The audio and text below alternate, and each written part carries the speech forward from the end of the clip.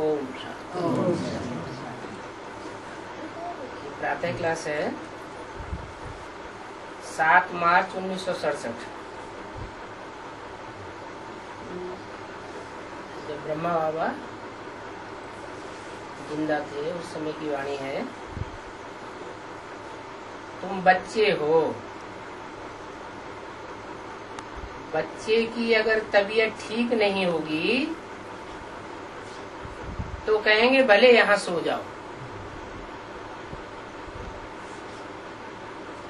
इसमें कोई हर्जा नहीं है,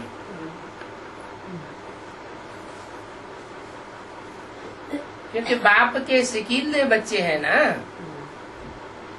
सिकीले बहुत लंबे समय के बाद मिले हुए।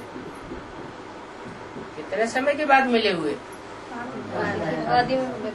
यज्ञ के आदि में भी मिले थे और अभी भी इतने लंबे समय के बाद फिर मिले हैं। सिकीले का मतलब ये नहीं है कि 5000 साल पहले मिले थे, नहीं। हाँ, यही इसी दुनिया में पहले भी मिले थे और अभी बहुत दिनों के बाद फिर मिले हैं। अर्थ लगा सकते हैं क्योंकि ये शूटिंग पीरियड है। 5000 वर्ष के ड्रामा की यहाँ शूटिंग होती है, अर्थात 5000 वर्ष के बाद फिर से आकर मिले। और किसको मिले हैं? बेहद के बाप को। हद के बाप में और बेहद के बाप में क्या अंतर है? हद का बाप 2, 4, 8, 15, 20, 25 बच्चों का बाप होगा। बहुत में बहुत 100-200 करोड़ का बाप होगा। 500 करोड़ का बाप नहीं होगा। और ये बाप जो भी 500-700 करोड़ मनुष्य आत्माएं हैं, सबका बाप है। हर धर्म की जो भी आत्माएं मनुष्य आत्माएं हैं, सबका बाप है। वो धर्म पिताएं, जैसे क्राइस्ट हुआ, उनके फॉलोअर्स 150 पौने 200 करोड़ होंगे, लेकिन वो क्रिश्चियन तो होंगे, दूसरे धर्म के तो नहीं होंगे। और ये बाप तो सब धर्मों में मान्यता प्राप्त है। तो बेहद के बाप को मिले हैं, ये भी तुम बच्चे जानते हो। वही बच्चे जानेंगे जिनको निश्चय है। क्या बेहद का बाप से हम बच्चे मिलते हैं, ये सब नहीं जानेंगे। वो ही जानेंगे जिनको निश्चय पक्का हो गया है, ये हमारा बेहद का बाप है। बरोबर हम तो बेहद के बाप से मिले, क्योंकि बाप होते ही हद के और बेहद के। हद के बाप इस लौकिक दुनिया में होते हैं और ये बेहद का बाप पारलौकिक दुनिया का है, इस दुनिया का नहीं है। दुख में सभी बेहद के बाप को याद करते हैं, सतयुग में ही बाप को याद करते हैं, लेकिन वो लौकिक होता है, क्योंकि वहां तो है सुखधाम। वहां बेहद के बाप को कोई याद करने की दरकार नहीं है। लौकिक बाप उनको कहा जाता है जो इस लोक में जन्म देते हैं। इस लोक में हद के जो बाप होते हैं, चाहे वो 1, 2, 4, 8, 10 बच्चों का बाप हो, और चाहे वो धर्म पिताओं जैसा कोई भी बाप हो, वो अपने फॉलोअर्स बच्चों को जन्म कहाँ देते हैं? इसी लोक में देते हैं। पारलौकिक बाप तो एक ही बार आकर के तुमको अपना बनाते हैं। तुम रहने वाले भी बाप के साथ अमर लोक के हो, जिसको पारलोक परमधाम भी कहा जाता है। वो है परे ते परे धाम। स्वर्ग को कोई परे ते परे धाम नहीं कहेंगे। स्वर्ग कब से होता है?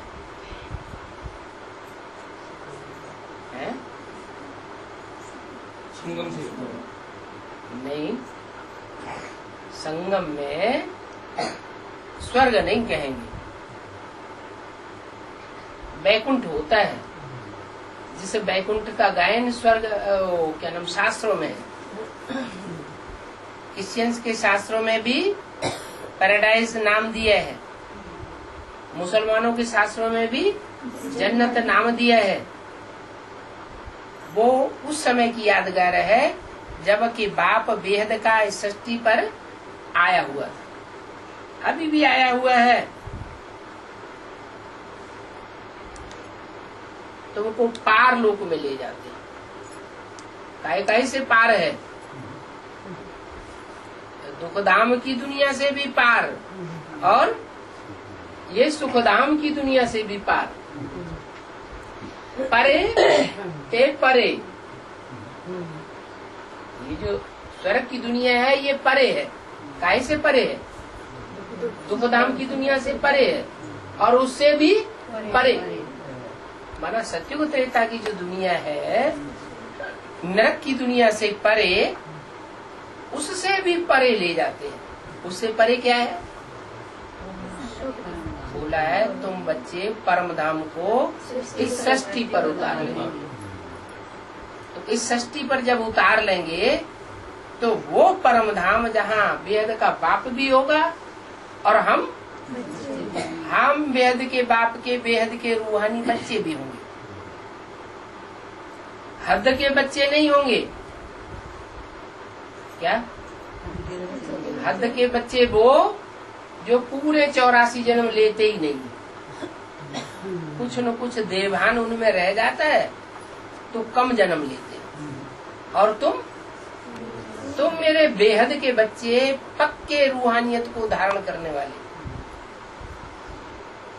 100% पक्की आत्मा बनते हो। तो तुम जो बेहद के बच्चे हो, मैं उनको उस परे ते परे धाम में ले जाता हूँ।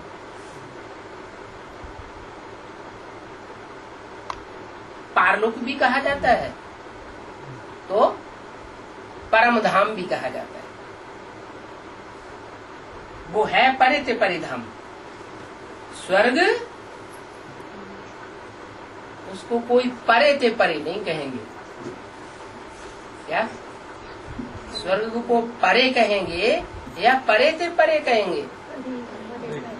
दुख धाम से परे है स्वर्ग। जहाँ रामकृष्ण का राज्य होता है वो दुख धाम के पार है, लेकिन उससे भी पार वो लोग है जहाँ बाप तुमको ले जाते हैं। स्वर्ग नरक यहाँ ही होता है। क्या? स्वर्ग भी इस दुनिया में होता है और नरक भी इस दुनिया में होता है। नई दुनिया को स्वर्ग और पुरानी दुनिया को नरक कहा जाता है। अभी तो पतित दुनिया है, सब पतित है। पतित दुनिया में कोई पावन हो नहीं सकता। पुकारते भी है हे पतित पावन आओ। कौन सी दुनिया में पुकारते हैं? पतित दुनिया में पुकारते हैं हे पतित पावन आ करके हमको पावन बनाओ। ये नहीं कहते हैं कि हे पतित पावन आओ हमको ज्ञान सुना के चले जाओ। ब्रह्मा के तन में आओ और ज्ञान सुना के चले जाओ, ये नहीं कहते। क्या कहते हैं? हे पतित पावन आओ आकर के हमको पावन बनाकर जाओ। मना ज्ञान सुनाने का मकसद नहीं है, लक्ष्य ज्ञान सुनाना नहीं है। लक्ष्य क्या है? पतित दुनिया को पावन बनाना। सत्युग में ऐसे नहीं कहेंगे कि हम पतितों को आकर के पावन बनाओ। क्यों नहीं कहेंगे? क्योंकि वहाँ तो सब पावन होते हैं। उनकी मेंटेलिटी नीचे गिरती नहीं, उनकी दृष्टि नीचे जाती नहीं। भ्रष्ट दुनिया की ओर, भ्रष्ट तन, भ्रष्ट शरीर की ओर उनकी कर्मेंद्रियां जाती हैं क्या? नहीं जाती। उनका मन भी नहीं जाता, तन भी नहीं जाता, और उनका धन भी पाप कर्मों में नहीं जाता।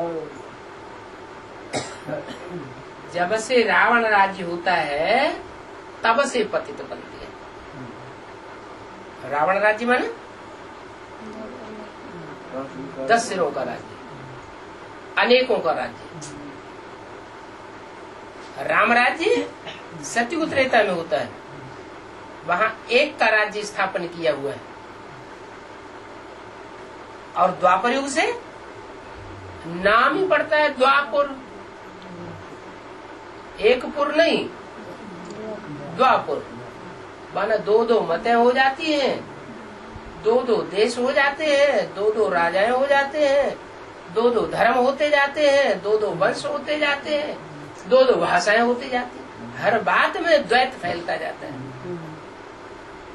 तो जब 2-2 हो तो जाएगा तो झगड़े की दुनिया होगी। वो रावण राज्य होता है, तब पतित बनते हैं। इनको कहेंगे 5 विकारों का राज्य। काम, क्रोध, लोभ, मोह, अहंकारी कोई है 100% इस दुनिया में, उनका राज्य शुरू होता है। सतयुग में है निर्विकारी राज्य। भारत की कितनी जबरदस्त महिमा है। विदेशों की इतनी महिमा नहीं है। महिमा किसकी है? भारत की। क्यों? हम बाबा आते हैं, भारत में आते हैं, विदेशों में नहीं आते हैं। क्यों नहीं आते हैं विदेशों में? वहाँ मनुष्य नहीं रहते क्या? रहते तो हैं, लेकिन वो सब विकारी रावण को फॉलो करने वाले हैं, बाप को फॉलो करने वाले नहीं है। बाप तो निराकारी, निर्विकारी और निरहंकारी है। इसलिए बाप भारत में आते हैं, विदेशों में नहीं आते। भारत में ही जितनी कन्याओं माताओं की पवित्रता की सुरक्षा होती है, उतनी और किसी देश में सुरक्षा नहीं होती। तो सतयुग में निर्विकारी राज्य है। बहुत जबरदस्त महिमा है भारत की, परंतु विकारी होने के कारण भारत की महिमा को जानते नहीं। और विकारी बना। भारत निर्विकारी था और भारत अब विकारी बन गया है, इसलिए उसकी महिमा को जानते नहीं। भारत ही संपूर्ण निर्विकारी था, और जो दूसरे देश बनते हैं, दूसरे देशों की जो आत्माएं हैं, वो निर्विकारी बनती तो है नंबर 1, लेकिन भारत जितनी निर्विकारी 100% नहीं बनती। कुछ न कुछ उनमें विकार की वास रह जाती है, वासना रह जाती है। इसलिए वो आत्माएं पूरे 84 जन्म नहीं लेती, और भारत और भारतवासी पूरे 84 जन्म। मान लो सतयुग का दूसरा जन्म है, दूसरे जन्म में दूसरे नंबर का नारायण होगा।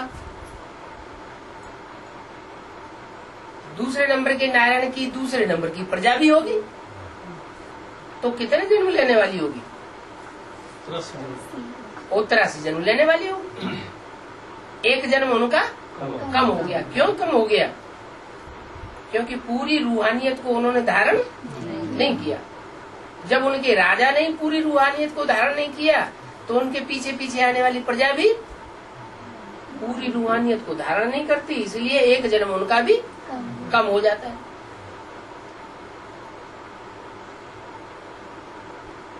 तो जो जिनका एक जन्म कम हो गया, थोड़ा देह भान रह गया होगा पुरुषार्थ करने में, तो वही आत्माएं जब द्वापर में जन्म लेते लेते आती हैं तो वो हम भारतवासियों को धोखा दे देते हैं और दूसरे धर्म में, दूसरे देश में कन्वर्ट हो जाती है। तो फिर उनकी महिमा कैसे होगी? महिमा धोखेबाज की होगी क्या? पहले नारायण की महिमा है या सतयुग के दूसरे, तीसरे, चौथे नारायण की महिमा है? जो भी मंदिर बनते हैं वो एक नारायण के बनते हैं। जो नर से नारायण बनता है उसके मंदिर बनते हैं, या 7 और जो नारायण है सतयुग के उनके मंदिर बनते हैं? उनके मंदिर भी नहीं बनते, उनकी मूर्तियां भी नहीं बनती, उनकी पूजा भी नहीं होती। जो 16 कला संपूर्ण नारायण है उनके मंदिर भी बनते हैं, पूजा भी होती है, मूर्तियां भी बनती है।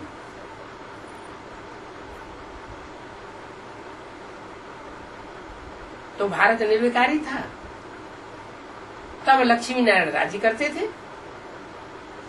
अभी तो वो राज्य ही नहीं है, तो वो कहाँ गए?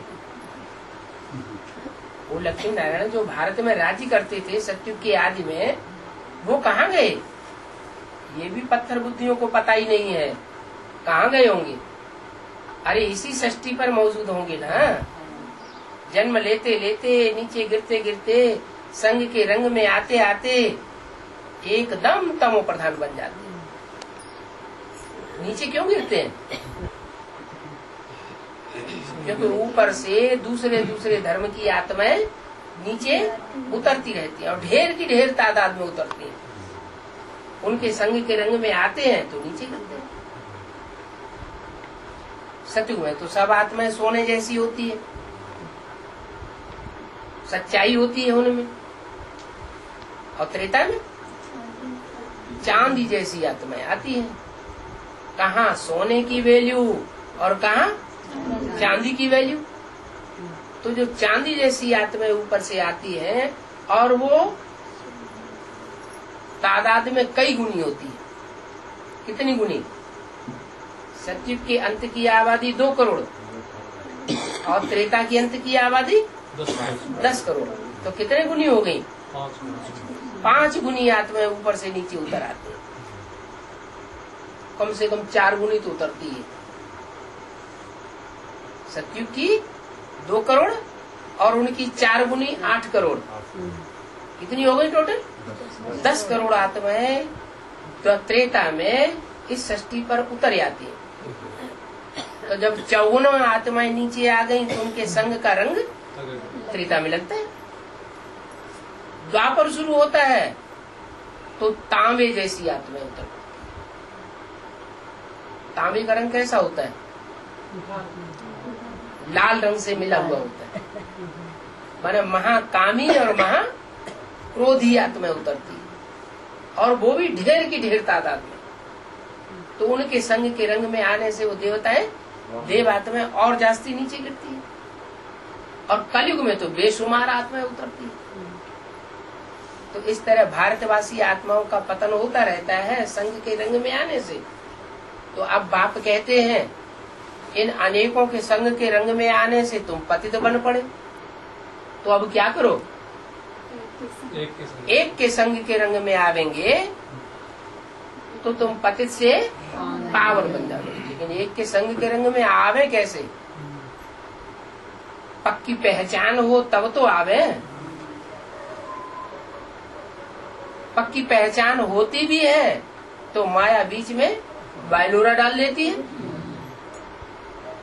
तुम कहते हो बाप आया हुआ है, माया कहती है नहीं, ये हो नहीं सकता कि बाप आया हुआ है। अरे बाप तो पहले आया हुआ था ब्रह्मा के तन में, वो तो पढ़ाई पढ़ा के चला गया। अब बाप कहाँ से आवेगा? तो माया बुद्धि को भरमाई देती है और हमारी बुद्धि ब्रह्म में पड़ जाती है। तो सब बच्चों की बुद्धि ब्रह्म में पड़ेगी? ये कोई बच्चे ऐसे भी होंगे जिनकी बुद्धि भ्रमित नहीं होगी है? सूर्यवंशी होंगे तो सूर्यवंशी बच्चे होंगे, वो नंबरवार नहीं होंगे। नंबरवार कैसे बनेंगे? अगर माया उनको प्रताड़ित न करे, उनकी बुद्धि को न घुमाए, तो नंबरवार कैसे बनेंगे? कोई ऐसा बच्चा है जो ये कहे छाती ठोक करके माया हमको कभी भी लोढ़ा नहीं खिला सकती है? बाप सर्वशक्तिवान है और माया भी सर्वशक्तिवान है। इन दोनों का टाइटल सर्वशक्तिवान का है, तो बच्चों का टाइटल तो सर्वशक्तिवान का नहीं है। कोई बच्चा है ऐसा? माया का टाइटल है सर्वशक्तिवान और बाप का भी टाइटल है सर्वशक्तिवान। इसके इन दो के अलावा और किसी का टाइटल है? तो माया उनकी बुद्धि को भरमा सकती है ना। तो मुरली में बोला ऐसा अहंकार कोई न करे कि माया हमको पछाड़ती नहीं। ऐसा एक भी नहीं है जिसको माया पछाड़ती न हो। अरे बाप के रूप में जब पार्ट बनाने वाली आत्मा को ही यज्ञ के आदि में माया ने पछाड़ खिला दी। राम फेल हुआ कि नहीं? राम बाप ही फेल हो गया, जो सारी मनुष्य सृष्टि का पिता है, जगत पिता है, तो बच्चा कौन सा रह जाएगा? तो माया सबको फेरा खिलाती है। ये हो सकता है कोई को कम समय के लिए और कोई को लंबे समय के लिए। जिनको बहुत कम समय के लिए लोढ़ा खिलाती है वो निकलते हैं 8। अभी अभी अनिश्चय बुद्धि हुए और अभी अभी थम गए। तो वो 8 जो है वो तो धर्मराज सजाएं नहीं खाते। आखिरी जन्म में तो उनको भी गिरना है कि नहीं गिरना है? आखिरी जन्म में अगर वो नीचे न गिरे, पतित न बने, तो फिर पतित से पावन बनने के लिए पुरुषार्थ करने की क्या दरकार? वो 8 जो है जो धर्मराज सजाएं नहीं खाते, वो भी आखिरी जन्म में आकर के दूसरे धर्मों के चक्कर में आ जाते हैं, माया रावण के प्रभाव में आ जाते हैं। इतनी श्रेष्ठ आत्मा है जिनकी भारत में अष्टदेवों के रूप में पूजा होती है, नवग्रहों के रूप में भी पूजा होती है। जो जो अनुष्ठान किया जाएगा तो उस अनुष्ठान में उनकी भी भगवान के साथ उनकी भी पूजा होती है।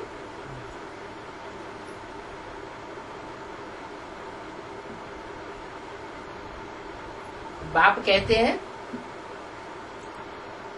जो राज्य मैंने स्थापन किया था वो राज्य अब नहीं है, और सारी दुनिया के ऊपर किसका राज्य है?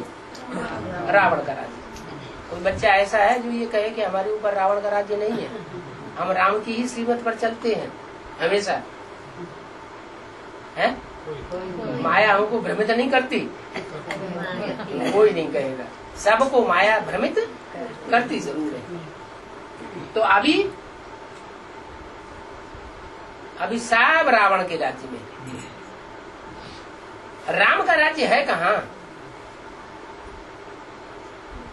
अभी कहीं राम का राज्य है? नहीं। क्यों? 1-2 आत्मा के ऊपर तो होगा। हाँ है। 1-2 आत्मा के ऊपर राम का राज्य है। अच्छा, राम का राज्य, राम की जो पहली रचना है, राम की सीता, उसके ऊपर अपना राज्य है? लो। जिसका अपनी घरवाली के ऊपर ही राज्य नहीं है, उसका दूसरे बच्चों के ऊपर राज्य कैसे हो जाएगा? अभी राम का राज्य नहीं है।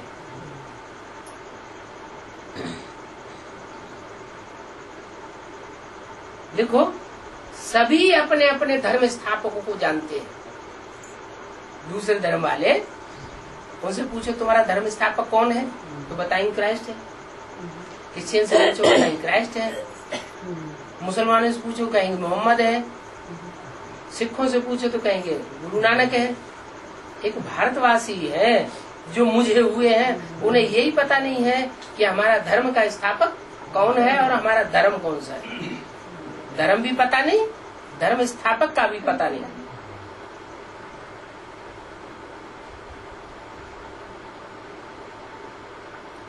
और धर्म वाले अपने अपने धर्म को जानते हैं,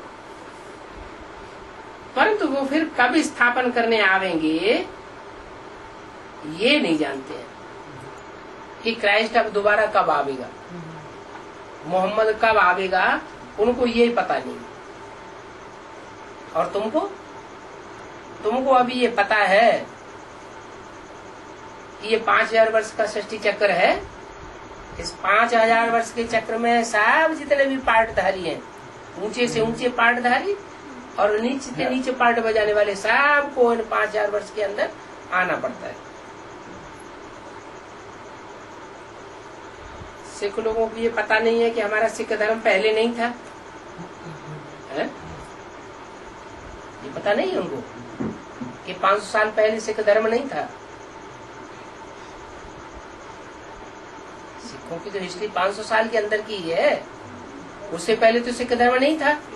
लेकिन उनसे पूछो तुम्हारा सिख धर्म कब से चला आया, तो कहते हैं अनादिकाल से चला आया, क्योंकि सिखों को भी हिंदू माना जाता है। गुरु नानक ने आकर के स्थापन किया, तो गुरु नानक के बाद से ही सिख धर्म शुरू हुआ ना, उससे पहले तो सिख धर्म नहीं कहेंगे। तो गुरु नानक आकर के फिर स्थापन करेंगे, क्योंकि वो वर्ल्ड की हिस्ट्री ज्योग्राफी रिपीट होती है ना। नानक अभी कहाँ है ये कोई भी सिख नहीं जानते, कहाँ होगा। चाहे नानक हो, बुद्ध हो, क्राइस्ट हो, ये सब कहाँ होंगे, इसी दुनिया में कहीं न कहीं होंगे जरूर, कोई न कोई रूप में। पहले क्रिश्चियन धर्म भी नहीं था, 2000 साल पहले क्राइस्ट ही नहीं आया था, तो क्रिश्चियन धर्म कहाँ हुआ, बाद में स्थापन हुआ। पहले तो सिर्फ नई दुनिया थी, उस नई दुनिया में एक ही धर्म था, एक ही राज्य था और एक ही राजा था, और सिर्फ तुम भारतवासी ही थे, दूसरे धर्म भी नहीं थे, धर्मखंड भी नहीं थे, और धर्मखंड के वासी भी वहां नहीं थे। फिर तुम 84 जन्म लेते लेते ये सब भूल गए कि हम ही देवता थे, फिर हम ही ने 84 जन्म लिए हैं क्या। यहाँ बहुत से ऐसे होंगे जिनको ये बात पक्की नहीं होगी। हम ब्राह्मणों में ब्राह्मण तो बहुत हैं, लेकिन नंबरवार ब्राह्मण है, लेकिन ये पक्का किसी को नहीं होगा कि हम पक्के पूरे 84 जन्म लेने वाले। जो पूरे पक्के 84 जन्म लेने वाले हैं वो ही वास्तव में भारतवासी है। अगर कम जन्म लेने वाले हैं तो जरूर फिर वो दूसरे धर्म में कन्वर्ट हो जाएंगे। तो जो दूसरे धर्म में कन्वर्ट हो जाते हैं वो फिर भारतवासी कहाँ हुए। अगर भारतवासी होते तो कन्वर्ट ही नहीं होते। तो तुमको निश्चय है कि हमने ही 84 जन्म लिए। तो बाप कहते हैं तुम अपने 84 जन्मों को नहीं जानते हो। लिए तो हैं तुमने 84 जन्म, लेकिन तुम भी अपने 84 जन्मों को जानते नहीं हो कि कैसे कैसे, कहाँ कहाँ, किस देश में, किस रूप में हमने 84 जन्म लिए। अभी मैं बताता हूँ क्या, वो प्रोसीजर मैं बताता हूँ कि तुमको कैसे पता चलेगा कि तुमने 84 जन्म कैसे कैसे लिए। आधा कल्प राम राज्य था, फिर आधा कल्प रावण राज्य हुआ है। पहले पहले सूर्यवंशी घराना था, बाद में चंद्रवंशी आए। तुम्हारी बुद्धि में है तो क्या, पहले सूर्यवंशी, फिर चंद्रवंशी, फिर इस्लाम वंशी, फिर बौद्धी वंशी, सब वंशों का तुमको पता है। तो मुख्य मुख्य कितने वंशी हुए? 9 मुख्य धर्म हुए। 9 मुख्य धर्मों की, ब्राह्मणों की 9 कुरियां बन गई। जो दूसरे दूसरे धर्म में कन्वर्ट हो गए वो द्वापर युग से कन्वर्ट हुए। द्वापर युग से दूसरे धर्म में जो कन्वर्ट हुए वो ही आकर के फिर यहाँ संगम युग में ब्राह्मण बनते हैं। जो कन्वर्ट नहीं होते हैं वो ब्राह्मण नहीं बनते। क्या? जो सिख धर्म के हों, चाहे क्रिश्चियन धर्म के हों, चाहे मुस्लिम धर्म के हों, जो अपने धर्म के पक्के होते हैं, कभी कन्वर्ट नहीं होते हैं। वो आकर के यहाँ ब्राह्मणों की दुनिया में ब्राह्मण ब्रह्मा की संतान अभी नहीं बनते। लास्ट में जाके भले माने, लेकिन अभी मानने वाले नहीं हैं। तो वो जो धर्म में अपने पक्के रहते हैं वो तो भारतवासी है ही नहीं। लेकिन जो यहाँ के भारतवासी थे लेकिन कच्चे थे, पूरे 84 जन्म जिन्होंने नहीं लिए लेकिन स्वर्ग में आए, सत्ययुग त्रेता में रामकृष्ण की दुनिया में आते हैं, और वो कच्चे होने के कारण फिर दूसरे धर्म में कन्वर्ट हो जाते हैं। वो ही आत्माएं फिर अभी ब्राह्मण आकर के बनती है ब्राह्मणों की दुनिया। इसलिए नंबरवार ब्राह्मण हो जाते हैं, 9 कुरी के ब्राह्मण हो जाते हैं। 9 धर्मों से कनेक्टेड 9 कुरी के ब्राह्मण जो है वो भारतवर्ष में भक्ति मार्ग में प्रसिद्ध हैं। ऊंचे से ऊंचे गोत्र वाले भी हैं और नीचे नीचे से नीचे गोत्र वाले भी हैं। लेकिन सबसे ऊंचा किसको बताया? बाबा ने बताया सबसे ऊंचे हैं, सबसे पहले हैं सूर्यवंशी। सूर्यवंशी हैं देवी देवता सनातन धर्म के पक्के।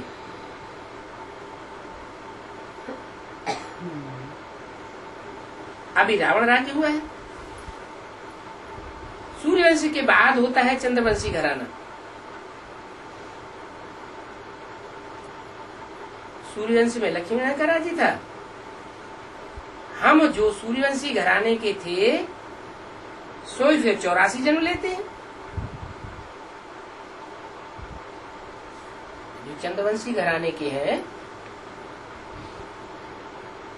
वो पूरे 84 जन्म नहीं लेते हैं, उनका कुछ न कुछ 84 जन्मों में से कम हो जाता है। किसके वंश के? चंद्रवंश। कौन है चंद्रमा? चंद्रमा के रूप में पार्ट बजाना है, माने वाली आत्मा है कृष्णचंद्र। 16 कला संपूर्ण कही जाती है, तो वो 16 कला संपूर्ण कृष्णचंद्र की आत्मा वो पूरे 84 जन्म लेती है या कुछ कम हो जाता है? कितना? 69 में उन्होंने शरीर छोड़ दिया, और 69 में जब शरीर छोड़ दिया तो अभी तक तो उनको जन्म मिला नहीं। जब नई दुनिया की स्थापना होगी, पुरानी दुनिया के बीच में नई दुनिया का वर्षा तुम बच्चों को देता हूँ, ऐसी दुनिया जब बनेगी तब पहला पहला पत्ता कृष्ण का जन्म होगा। तो 50 वर्ष उनके कम हो जाते हैं। 69 से लेकर के और 2018-19 तक का जो टाइम है उनको अपना शरीर नहीं मिलता। तो पूरे 84 जन्म कहेंगे या 50 वर्ष कम हो गए? 50 वर्ष कम हो गए। तो चंद्रवंशी आत्माएं जो हैं वो जल्दी कन्वर्ट होती है। क्या? माँ का पार्ट है ना। माँ बच्चों के प्रभाव में जल्दी आती है कि बाप प्रभाव में जल्दी आता है? माँ जल्दी प्रभाव में आ जाती है। क्यों? बाप क्यों नहीं प्रभाव में आता है जल्दी? वो क्यों होता है? मोह होता है। माता को पेट से बच्चे माँ के पैदा होते हैं, बाप के पेट में से पैदा होते नहीं ना। पेट में 9 महीने पलते हैं। पलते कहाँ है? ज्यादा संग का रंग कहाँ लगता है? माँ का लगता है। तो माँ को मोह लग जाता है बच्चों में। वो मोह जो है वही सकल व्याधि कर मूला बताया गया। तो मोह के कारण माँ जो है उदान खास्ता अगर पति मर जाता है तो माँ बच्चों के अधीन हो जाती है।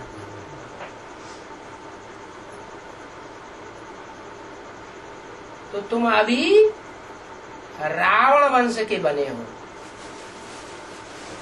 84 जन्म लेते लेते। क्या कितने जन्म लेने के बाद तुम अभी रावण वंश के बने हो? 84 जन्म लेते लेते तुम अब बने हो आकर के लास्ट में कौन से वंश के? रावण वंश। माना तुम्हारा जो कन्वर्सन है सबसे बाद में होता है। इतने जन्मों तक द्वापर युग से लेकर के अब तक तुम लड़ाई लड़ते आए रावण से। कौन तुम? माना कौन? सूर्यवंशी बच्चे। किससे लड़ाई लड़ते आए? राम से नहीं, रावण से लड़ाई लड़ते आए। जो भी इस्लामी बौद्धी क्रिश्चियन आदि हैं उन सब से लड़ाई होती चली आई। आगे पुण्यात्माओं के घराने में थे, अभी लास्ट जन्म में आकर के हमको पापात्माओं का घराना मिलता है। प्रहलाद का जन्म कहाँ होता है? हिरण्यकश्यप के कुल में होता है। अभी पापात्माओं के घराने के बने हैं। तुम 84 जन्म लेते हैं ना, वो तो 84 लाख कह देते हैं। भक्ति मार्ग में कितने जन्म बताए देते हैं कि मनुष्य 84 लाख योनियों में चक्कर काटने के बाद फिर एक जन्म मिलता है, मनुष्य जन्म। अब ऐसा तो है नहीं। 84 लाख योनियां तो होती हैं, लेकिन मनुष्य का जन्म मनुष्य योनि में ही होता है। हाँ, ये हो सकता है कि मनुष्य अच्छे कर्म करता है तो ऊंचा उठ के देवता बन जाता है। मनुष्य जब बुरे कर्म करता है, बहुत पाप कर्म करता है, तो मनुष्य से नीचे गिरकर राक्षस बन जाता है, दुखदाई बन जाता है।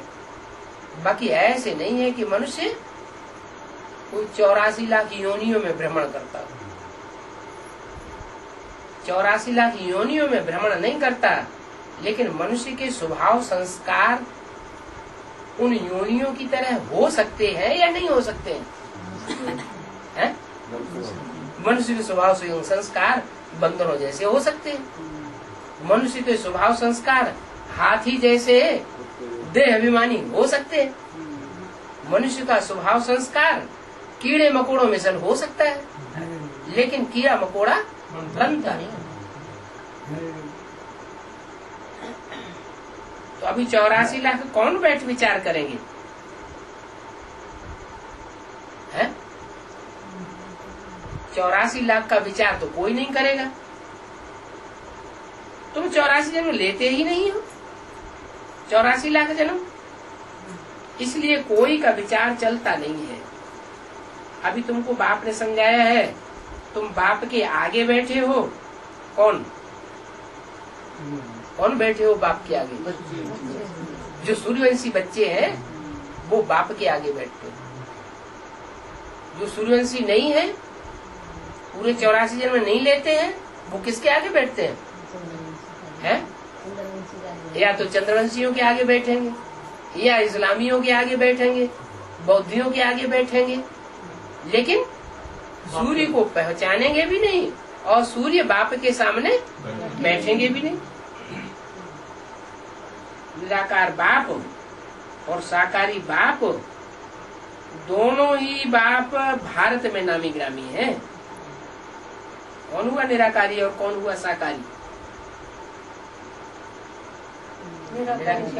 निराकारी बाबा नहीं कहेंगे, शिव बाप। वो बिंदु बिंदु आत्माओं का बाप है।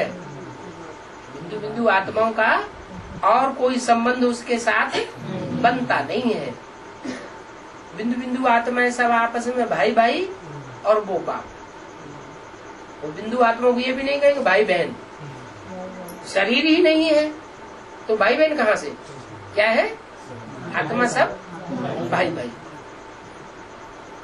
और वही सुप्रीम सोल ज्योति बिंदु जब साकार शरीर में प्रवेश करता है तब संबंध बनते फिर वो बाप भी बन सकता है और वो गुरु भी बन सकता है, टीचर भी बन सकता है, साजन भी बन सकता है। अनेक प्रकार के संबंध उसके साथ जुड़ सकते हैं। तो दोनों ही बाप नामी ग्रामी है। एक ऊपर से आने वाला निराकार और एक इस सृष्टि में 84 जन्म लेने वाला साकार बाप। कहाँ नामी ग्रामी है? कौन से जन्म में नामी ग्रामी है? नामी ग्रामी है शास्त्रों में। शास्त्रों में प्रजापति का भी गायन है। जैसे राम का गायन है वैसे प्रजापति का भी गायन है और निराकार शिव का भी गायन है। उनकी यादगार बनी हुई है, निराकार की यादगार। शिवलिंग गांव गांव में, शहर शहर में शिवलिंग के मंदिर बने हुए हैं। उससे जास्ती मंदिर और किसी देवता के भी नहीं होते। उसके सबसे जास्ती मंदिर और सबसे जास्ती पूजा भी उसी की होती है, लिंग के रूप में, निराकार के रूप में। गाते तो हैं परंतु उस बाप को जानते नहीं। अज्ञान की नींद में सोए हुए हैं। ज्ञान से जागृति होती है, अज्ञान से सो जाते हैं।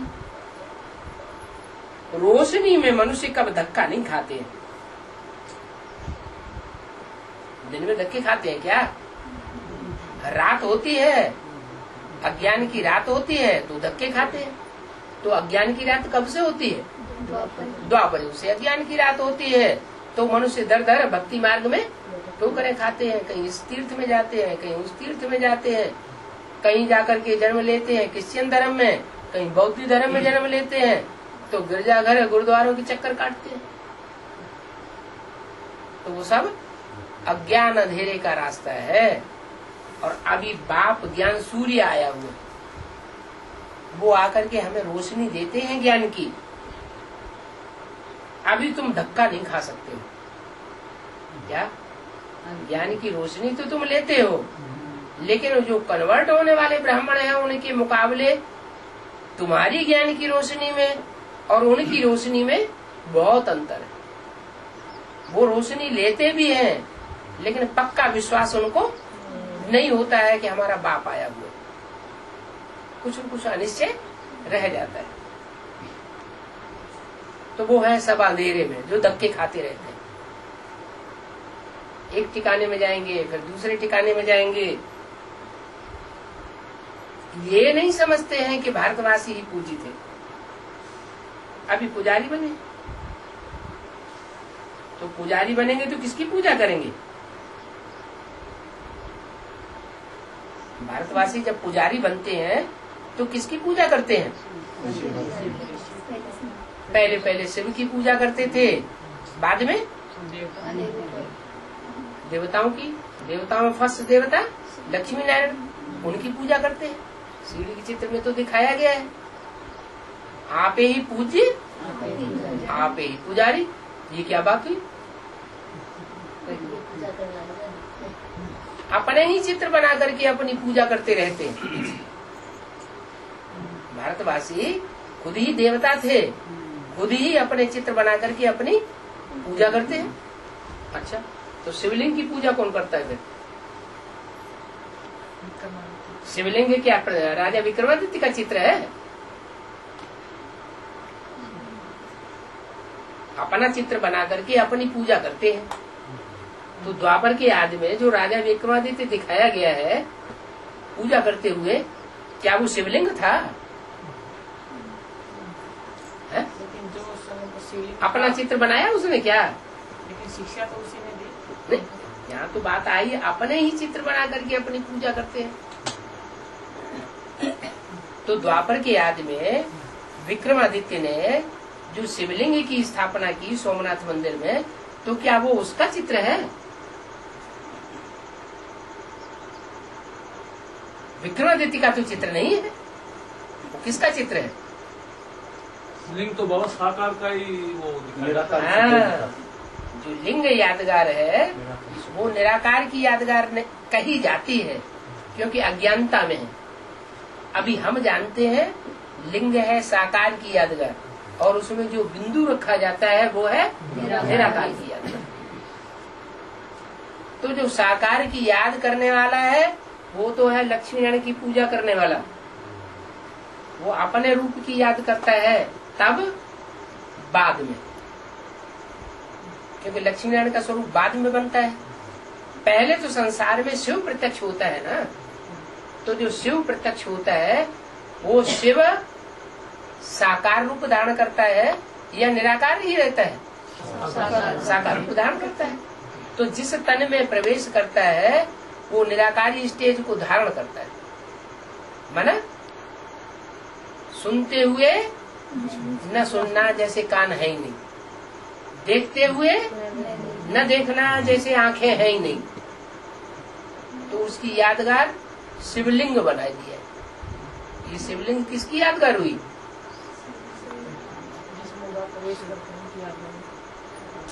जो साकार शरीरधारी है, मुकर्रर तनधारी, उसकी यादगार है। माने राम बाप वाली आत्मा ही आखिरी जन्म में आकर के शिवलिंग का रूप धारण करती है। उस शिवलिंग में वो बिंदु प्रवेश करता है। तो ये जो राजा विक्रमादित्य को दिखाया गया है द्वापर की याद में शिवलिंग की पूजा करते हुए, ये तो नहीं दिखाना चाहिए। ब्रह्मा जो राजा विक्रमादित्य बनता है द्वापर की याद में, उसका भी तो कोई जन्म देने वाला या कोई उसको पढ़ाने वाला कोई गुरु होगा ना। क्योंकि द्वापर में जितने भी राजाएं हुए हैं वो विकारी बुद्धि थे या निर्विकारी बुद्धि थे? विकारी बुद्धि थे। तो राजा विक्रमादित्य भी विकारी बुद्धि था। तो जो विकारी बुद्धि राजाएं हैं वो अपने राज्य में मंत्री को रखते थे, अच्छे अच्छे ब्राह्मणों को ढूंढते थे और उनको अपना मंत्री बनाते थे। सत्युग त्रेता में यही परंपरा चली आती है कि वहाँ कोई गुरु होता नहीं, उनका जो बाप होता है वही उनका गुरु होता है, उनको रास्ता बताने वाला हो। तो त्रेता के अंत तक आते आते राजा विक्रमादित्य का जो बाप है वही उसके गुरु के रूप में कार्य करता है। वो गुरु ही उसको बताता है कि तुम इस स्वरूप की पूजा करो। कौन से स्वरूप की? शिवलिंग की पूजा करो। तो जिसने बताया वो उसी का स्वरूप था, उसी शिवलिंग का स्वरूप है।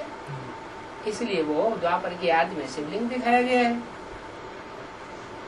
तो निराकारी बाप और साकारी बाप दोनों ही भारत में नामी ग्रामी है। जो लक्ष्मी नारायण पूज्य थे वो किसकी पूजा करेंगे? वो भी अपने चित्र बनाते हैं। अपने चित्र बनाकर अपनी ही पूजा तो नहीं करेंगे ना, है? अपने ही चित्र बनाकर अपने ही पूजा नहीं करेंगे क्या? करेंगे या नहीं करेंगे? करेंगे। अच्छा, प्रजापिता भी करता है, अपना चित्र बनाकर अपनी पूजा करता है या राजा विक्रमादित्य करता है? राजा विक्रमादित्य को राय तो देते हैं जी। लेकिन यहाँ तो मुरली में तो लिखा है अपने चित्र बनाकर अपनी ही पूजा तो नहीं करेंगे ना, ये हो नहीं सकता। माना ये प्रजापिता के लिए बात बोली कि अगर रोशनी में रहने वाली आत्मा है तो वो अपनी पूजा नहीं करेगी। जो दूसरे धर्म में कन्वर्ट होने वाली आत्मा है वो अंधेरे में पहले आती है या प्रजापिता वाली आत्मा पहले अंधेरे में आती होगी? वो ज्यादा, क्योंकि दूसरे धर्म में कन्वर्ट होने वाली आत्मा है वो अंधेरे में आ जाती है, प्रजापिता अंधेरे में नहीं आता है। ब्रह्मा वाली सोल जो कृष्ण की सोल है, जो राजा विक्रमादित्य बनती है, वो अंधेरे में आती है या उसका गुरु अंधेरे में आता होगा? विक्रमादित्य की जो राजा बनने वाली सोल है वो अंधेरे में आती है, उसका गुरु तो फिर भी गुरु बन करके रहता है। जो गुरु बन करके रहता है उसका नाम बाबा ने दिया व्यास। द्वापर युग की आदि में फिर भी शास्त्रों में सच्चाई थी। जो दुनिया की हर चीज पहले सतो प्रधान, फिर सतो सामान्य, फिर रजो, फिर तमो होती। तो शास्त्र भी द्वापर युग के आदि से जब बने तो पहले शास्त्र सतो प्रधान होंगे या तमो प्रधान या रजो प्रधान होंगे? सत्व प्रधान। शास्त्रों में शुरुआत में सच्चाई थी, तो सच्चाई थी तो जिनके द्वारा बनाए गए उनमें भी सच्चाई थी। बाबा फिर प्रजापिता ने द्वापर के आदि में शिवलिंग की पूजा नहीं करी? पूजा करता नहीं है, वो बताता है, डायरेक्शन देता है व्यास के रूप में है, इसकी पूजा करो। बाकी अपने स्वरूप को और अपने बाप के स्वरूप को भूल जाता है। तो बोला माँ बोला कि मैं पूज्य और पुजारी नहीं बनता हूँ। मैं कहाँ बनता हूँ, जो बोलने वाला है वो कहाँ बनता है पुजारी। उसने तो डायरेक्शन दिया राजा विक्रमादित्य को। पूज्य और पुजारी नहीं बनता। हाँ, पूज्य भी नहीं बनते। पूजी तो प्रजापिता बनता है ना। पूजा किसकी होती है? साकार की पूजा होती है। तो बोला ये किसकी पूजा करेंगे? अपने चित्र बनाकर अपनी पूजा तो नहीं करेंगे ना, ये तो हो नहीं सकता। तुम बच्चे जानते हो हम ही पूज्य थे, तुम बच्चे जानते हो क्या? तुम बच्चे जानते हो हम ही पूज्य थे, देवता थे, और हम ही अपने स्वरूप की देवताओं की चित्रों को बनाकर अपनी पूजा करने लग पड़ते। हम ही पूज्य सो पुजारी कैसे बनते हैं, और कोई तो ये बातें समझ नहीं सकेंगे।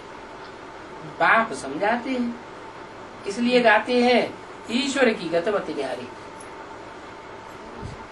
ईश्वर जो गति देता है, जो मति देता है, वो गति भी विचित्र देता है और मति भी विचित्र देता है। अब तुम बच्चे जानते हो बाबा ने हमारी सारी ही दुनिया से गतमत हमारी भी न्यारी कर दी। क्या? जो दुनिया की गति है उसकी गति से हमारी गति न्यारी है। दुनिया की जो बुद्धि है उन दुनिया वालों की बुद्धि से हमारी बुद्धि न्यारी। सारी दुनिया में अनेक मतांतर है। यहाँ तुम ब्राह्मणों की एक मत है, उनकी अनेक मत हैं, और तुम्हारी एक मत है। ईश्वर की मत और ईश्वर की गत। गत अर्थात सदगति। ईश्वर आकर के सच्ची गति करते हैं, और जो करते हैं वो सच्ची गति नहीं करते, वो दुर्गति कर देते हैं, और ईश्वर आकर सदगति करते हैं। सदगति दाता तो एक ही बाप है। गाते भी हैं सर्व की सदगति दाता राम, भक्ति मार्ग में गाते भी हैं क्या? सर्व का सदगति दाता राम गाते भी हैं, फिर भूल जाते हैं। परंतु पत्थर बुद्धि होने के कारण समझते नहीं है कि राम किसको कहा जाता है। जब बोलते हो सर्व का सदगति दाता राम, तो समझना भी चाहिए वो सर्व का सदगति दाता राम कौन है। शिव को राम थोड़ा ही कहा जाता है क्या? राम कृष्ण तो देवताएं थे, शिव तो परमपिता परमात्मा है, तो शिव को भगवान तो कहेंगे, लेकिन राम और कृष्ण तो नहीं कहेंगे। शिव तो सदैव शिव है, कल्याणकारी है। राम कृष्ण सदैव कल्याणकारी रहते हैं क्या? द्वापर कलयुग में रामकृष्ण की आत्मा कल्याणकारी रहेगी कि संग के रंग में आ जाती है? वो भी संग के रंग में आ जाती है। तो पत्थर बुद्धि फिर भी शिव को भी राम कह देते हैं। तू ही राम है, तू ही शिव है, तू ही ये है, तू ही वो है। श्लोक भी बनाई दिया, अच्युतम केशवम राम नारायणम। अच्युत, च्युत माने नीचे गिरने वाला, अच्युत माने जो कभी नीचे न गिरे, वो कौन हुआ? शिव का नाम है अच्युतम। केशवम का माना ब्रह्मा, और उसका भी ईश्वर। तो ब्रह्मा का ईश्वर कौन हुआ?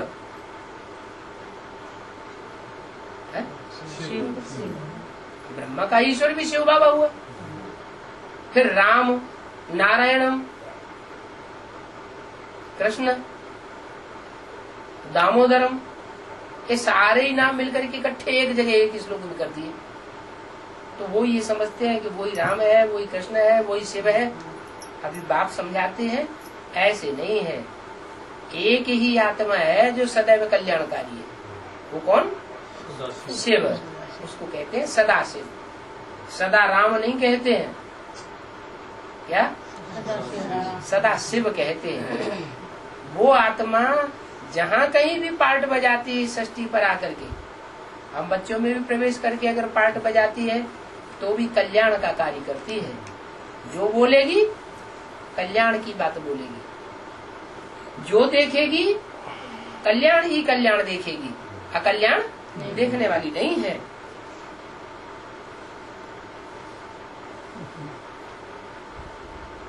तो गाते हैं सर्व का सदगति दाता राम, परंतु पत्थर बुद्धि होने के कारण उस राम को समझते नहीं।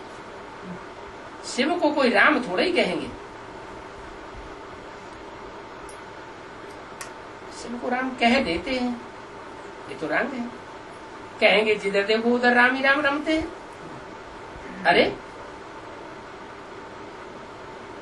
शिव रमते हैं क्या? जिधर देखो राम ही राम रमते हैं, वो किसकी बात है? राम मनुष्य है या भगवान है? राम तो मनुष्य का नाम है। तो इसको कहा जाता है अज्ञान। ये भी अज्ञान संसार में कहाँ से फैला?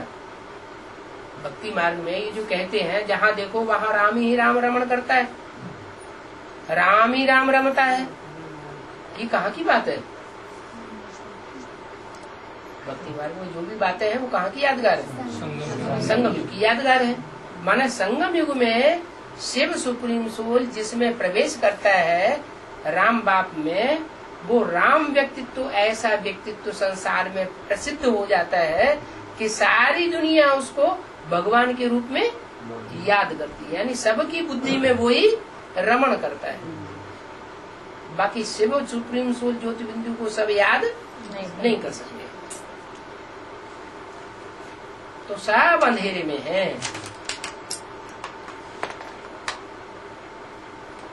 सात मार्च 1967 की वाणी का दूसरा पेज। अंधेरे में ही पुकारते रहते हैं। बंदगी करना माना बाप को बुलाना, भीख मांगते हैं, देवताओं के मंदिर में जाकर के भीख मांगते हैं, शांति देवा। तो ये भीख मांगना हुआ ना क्या कि हे शांति देने वाले देवता हमको शांति दो। सतयुग में तो भीख मांगने की दरकार ही नहीं होती। जो भिखारी होते हैं उनको इंसॉल्वेंट कहा जाता है। इंसॉल्वेंट माने खाली खाली, खोखले। सतयुग में तुम कितने सॉल्वेंट थे, कितना भरपूर थे, तन से भी भरपूर, धन से भी भरपूर, और मन भी तुम्हारा चंचल नहीं था, स्वस्थ मन था। इसको कहा जाता है सॉल्वेंट भारत। अभी ये भारत है इंसॉल्वेंट। क्या अभी भारत क्या हो गया है? इंसॉल्वेंट, खोखला हो गया है। अभी भारत को भरपूर कहेंगे या खोखला कहेंगे?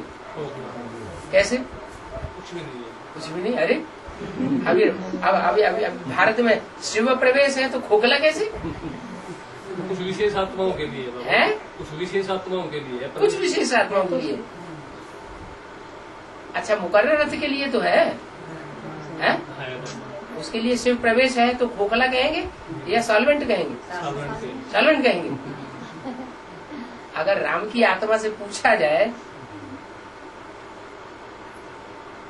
कि तुम्हारी आत्मा हर समय भरी पूरी रहती है या कभी खोखली भी महसूस करती है, तो क्या बताएगा? भरी पूरी। क्यों? उसको संकरंग नहीं लगता है? रामकृष्ण की आत्मा को संकरंग नहीं लगता है? नहीं लगता है। ये बाबा राम वाली आत्मा मम्मी याद नहीं आती। राम वाली आत्मा मम्मी याद नहीं आती। नहीं, वो तो एक बात अलग है, तो प्रैक्टिस की बात है।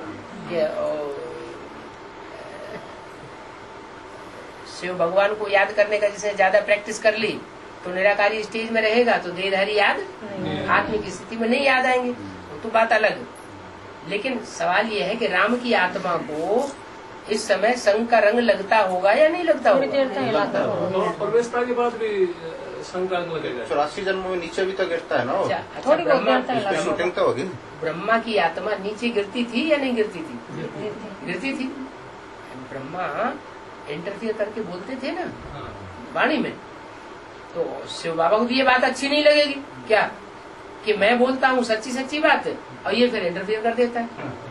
अभी अभी मुरली में शिव बाबा बोलते हैं भारत लक्ष्मी नारायण भरपूर है, लक्ष्मी नारायण ये विश्व के मालिक थे।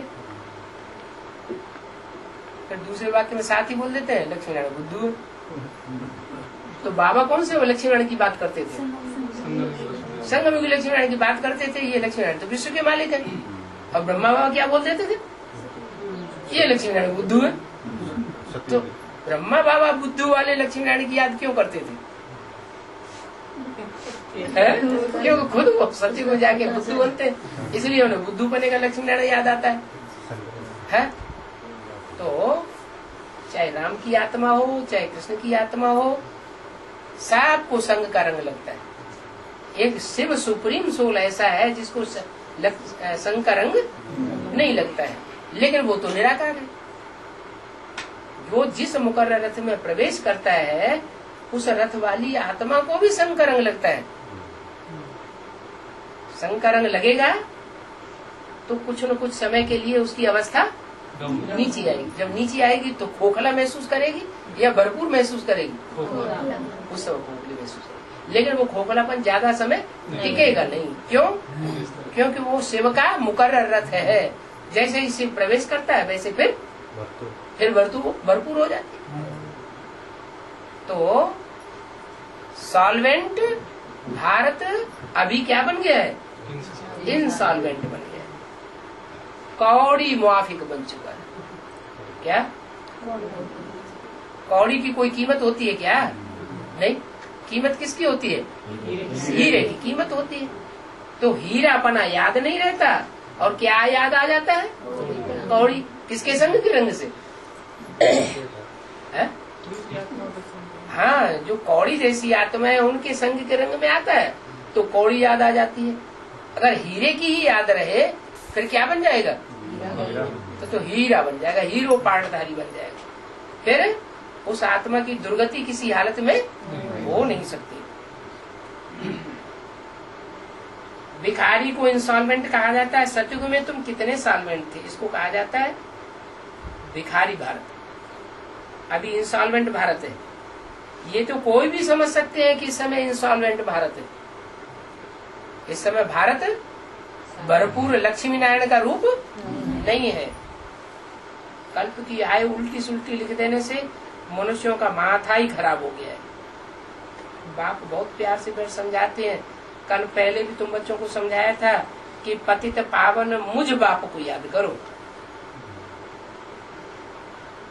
क्या? मुझ बाप को। मुझ बाप को कौन? मुझ बाप शिव ज्योतिबिंदु को। ज्योतिबिंदु को याद करेंगे सो पति से पावन बन जाएंगे। कहते हैं तो जरूर किसी मुख से कहते हैं। जिस मुख के द्वारा कहते हैं उस स्वरूप को अगर याद करेंगे तो पति से पावन बन जाएंगे। पतित कैसे बने? याद करो, पतित कैसे बने? अनेकों के संग के रंग में आए तो पतित बने। विकारों की खाद पड़ती गई। त्रेता में चांदी की खाद पड़ी, विकार तो नहीं था। क्या वहां विकारी तो नहीं थे, लेकिन खाद कौन सी पड़ी? चांदी की खाद पड़ी। द्वापर में आते आते विदेशी जो विकारी है उनकी खाद, उनका संग का रंग लगने लगा। अभी तुमको जंक लग गया है, विकारों का जंक लग गया है। इस समय के मनुष्य सब जंक खाए हुए। अभी वो जंक कैसे निकले? क्या जंक निकले कैसे? क्या करते हैं? जंक जब लग जाती है तो क्या करते हैं?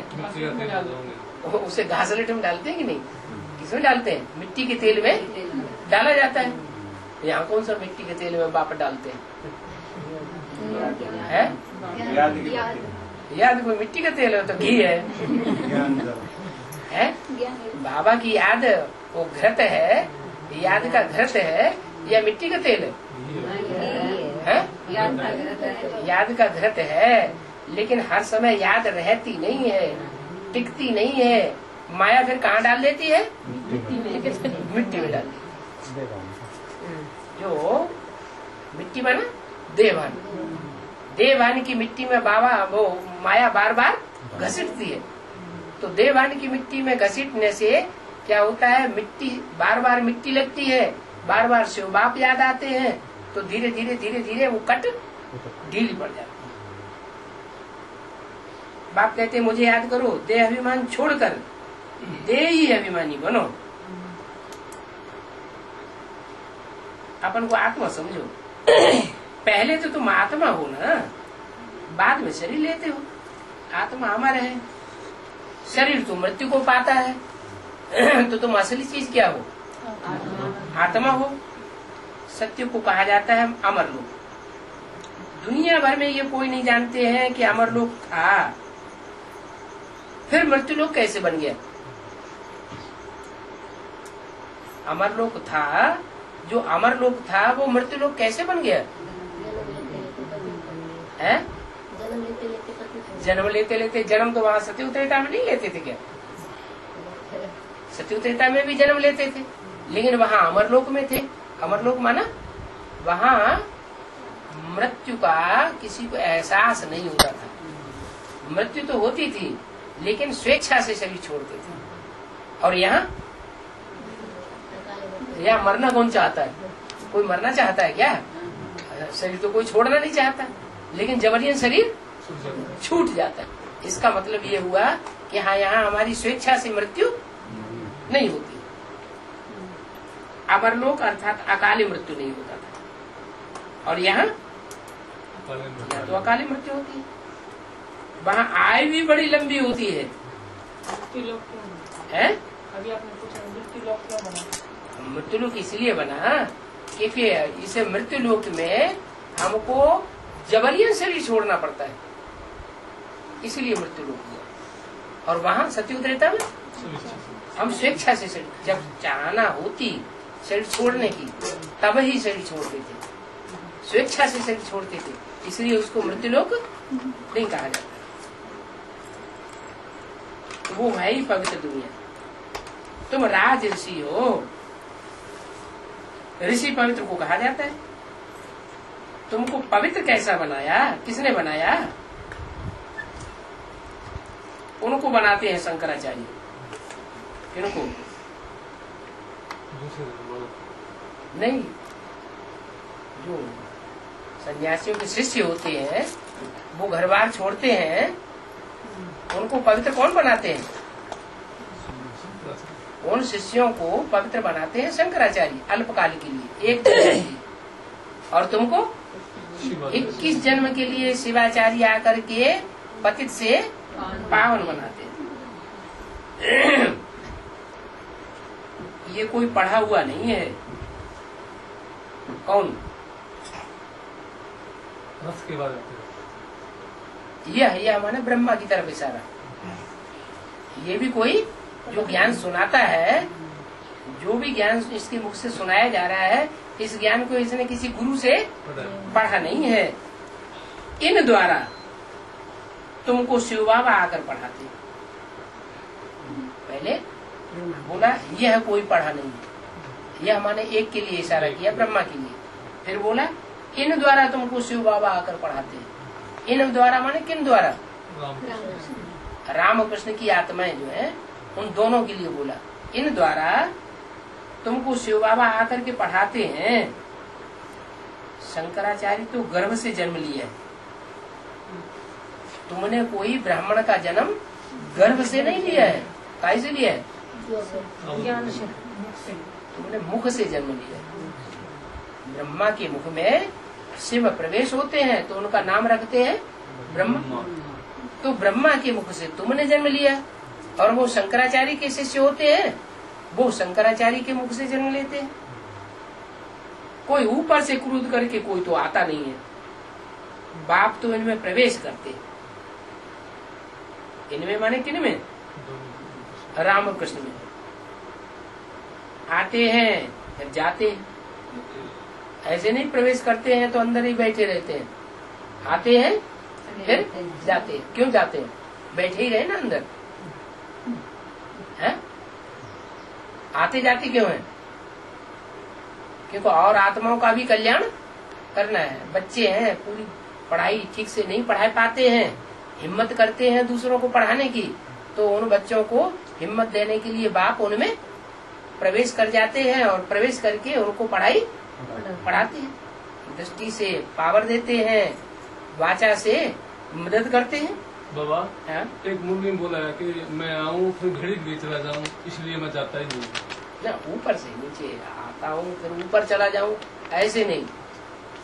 मैं इस सृष्टि पर आता हूँ एक ही बार, आकर के वापस तभी जाऊंगा जब काम पूरा होगा। आते हैं जाते हैं, मालिक है ना। जब चाहे आवे और जब चाहे जावे। किस में से जावे? तन में से। हाँ, रथ में से। जिसमें चाहिए उसी में जा सकते हैं। क्या? जिसमें चाहिए, जिस बच्चे में चाहिए उसी में प्रवेश कर सकते हैं। अंधेरा सामने लिए बैठे हैं। ओम